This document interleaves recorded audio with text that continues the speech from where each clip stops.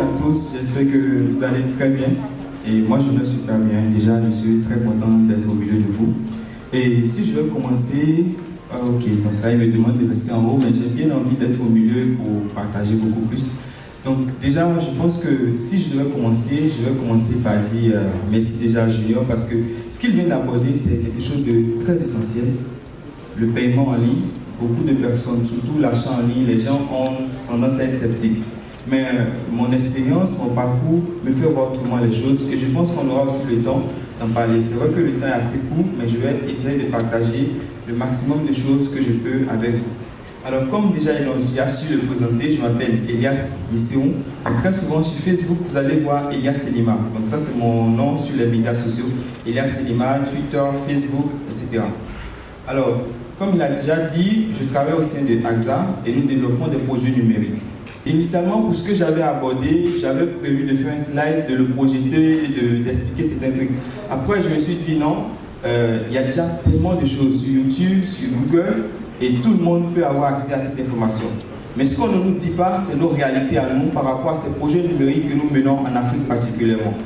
Et donc, j'ai préféré venir sans un slide, mais vous dire concrètement ce qu'on vit, ce que je vis avec ceux avec qui je travaille concrètement au jour le jour, lorsque nous développons des produits numériques, comme certains l'ont déjà dit, en Afrique.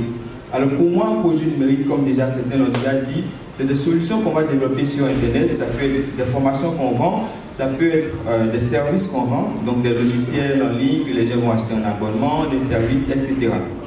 Alors, donc ces différents produits-là, c'est l'ensemble-là que j'appelle les produits numériques.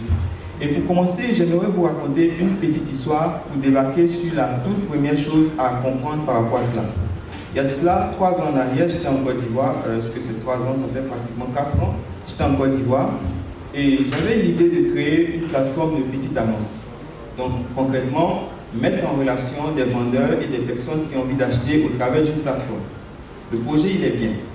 Alors, au départ, moi, je n'ai jamais mis pied dans une banque parce que quand tu es né dans un petit village quelque part à l'autre bout du monde et que tu n'as pas eu très la chance de côtoyer des parents qui te font aller à la banque tout le temps, ben, il faut faire toi-même les premiers pas.